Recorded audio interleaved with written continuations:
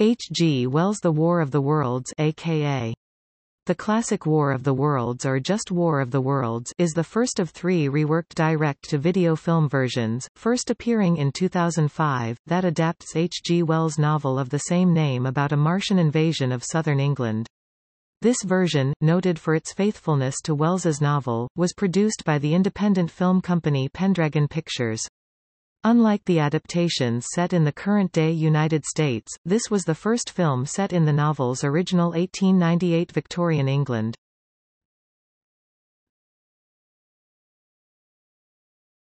Topic. Plot. The early part of the film follows the experience of a late 19th-century journalist from Woking, known as the writer, involved with the landing of a Martian invasion spacecraft.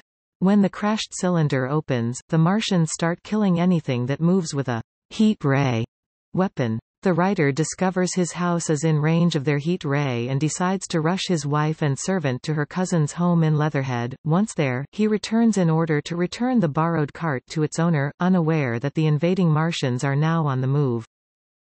The Martians have built tall tripod fighting machines and begun a destructive rampage across southern England. The film also details the adventures of his brother, a student in London, who accompanies two ladies to the east coast of England in order to escape from the slaughter and destruction wrought by the Martians. When the writer tries to get back to his wife in Leatherhead, he is confounded and beset by many problems as a result of the chaos brought by the Martian invasion.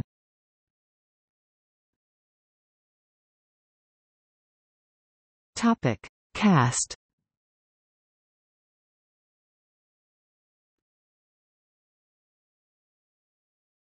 Topic. Production.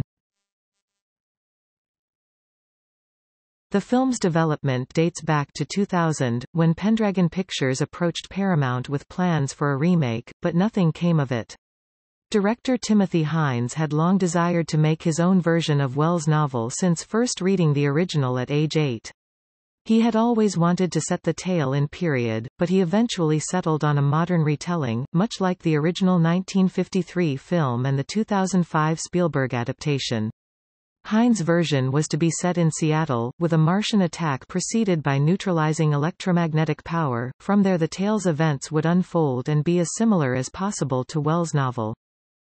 In a 2004 interview with SciFiDimensions.com, Hines stated that after early Microsoft employees and others in the computer industry saw his desktop film, Bug Wars, a package of $42 million was assembled for the updated modern version. Katie Tomlinson was supposed to lead the cast as the lead character Jodie, the foreign correspondent, and Susan Goforth was also set to star. Hines was also planning to shoot the film using the brand new Sony Cinalta HD system, which George Lucas had used to film Star Wars, Episode II, Attack of the Clones. Production began in early September 2001, with plans to move into principal photography by October of that year, with a Halloween 2002 target release date. Businessweek reported that Hines abandoned this approach after the World Trade Center attacks. 2 weeks later, with the support of Charles Keller, the director of the H.G. Wells Society, Hines began writing a new script with producer Susan Goforth, while they were filming Pendragon's Chrome. The new direction taken would be to directly adapt the Wells novel, setting it in its original British setting and 1898 time period. Little information appeared about the film until 2004, when it was announced that principal photography had finished under the cover title The Great Boer War. The producers planned to release the film on March 30, 2005, but that date came and went with no theatrical release. In North America, it finally was released as a direct-to-DVD feature in June 2005. In a series of questions presented by audiences, Hines claimed that the film never saw a theatrical release due to exhibitors pulling out, either from being bullied by Paramount, or through fear of reprisal from the studio. The 2005 book War of the Worlds, From Wells to Spielberg devotes a chapter to the Pendragon film. It states that the budget was approximately $25 million. Director Hines said of his film, "I wanted to make War of the Worlds. But what I made was something that has a macabre cult following, like an Ed Wood movie.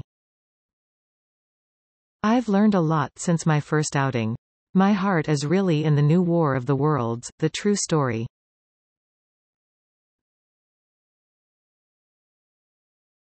Topic: Dark Horse. In July 2006, Pendragon Pictures announced in a press release that the Dark Horse Comics H.G. Wells' The War of the Worlds comic possessed visual similarities to Pendragon's film. Pendragon set up a website poll showing image comparisons. In April 2008, Pendragon publicly announced the legal settlement of the matter, stating it apologizes for any misconception its press release or later internet poll may have caused.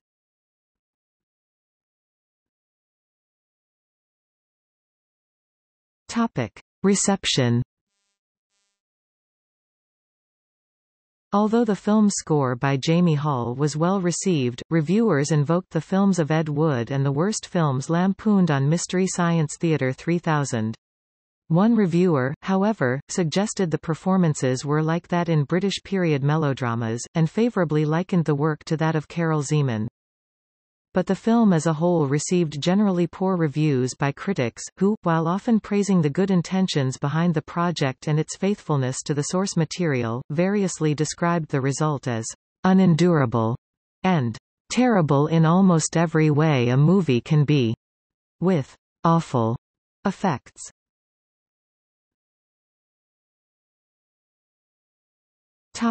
Re-releases. To date, the film has two variant versions re-released on home video in 17 countries, including Japan.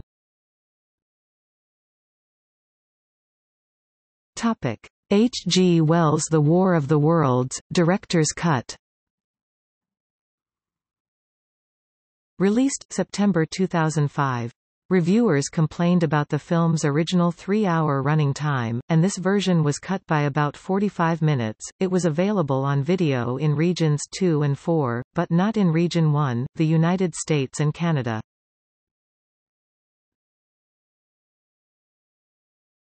The Classic War of the Worlds. Released December 25, 2006. This edition is the special final cut edit of H.G. Wells' The War of the Worlds and is 125 minutes long, 55 minutes shorter than the original. It has added scenes, re-edits, and retooled special effects. The director says this is the definitive version. The Classic War of the Worlds replaces the 3-hour rough-cut version, H.G. Wells' The War of the Worlds, that was widely distributed and is now discontinued.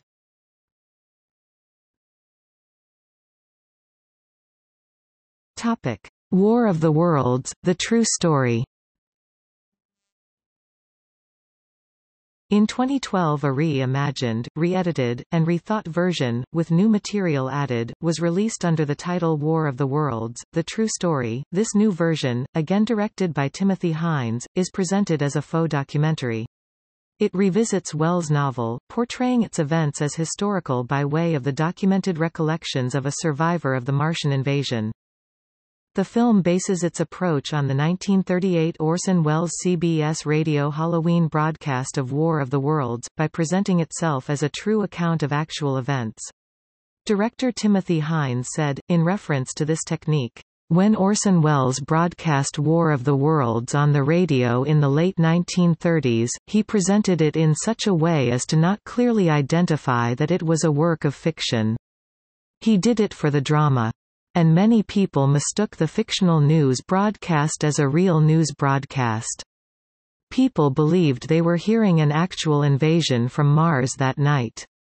We are approaching the story in the same way, as if it were an actual news documentary."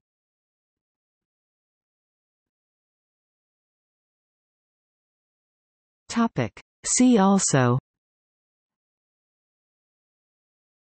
H.G. Wells' War of the Worlds, also titled Invasion or The Worlds in War, another direct-to-DVD film adaptation, produced by The Asylum. The Great Martian War, 1913–1917, an original made-for-television Canadian, UK-produced science fiction docudrama, first aired in 2013 on the History Channel UK during the first year of the World War I centenary. It was then shown in the United States the following year. The telefilm adapts H.G.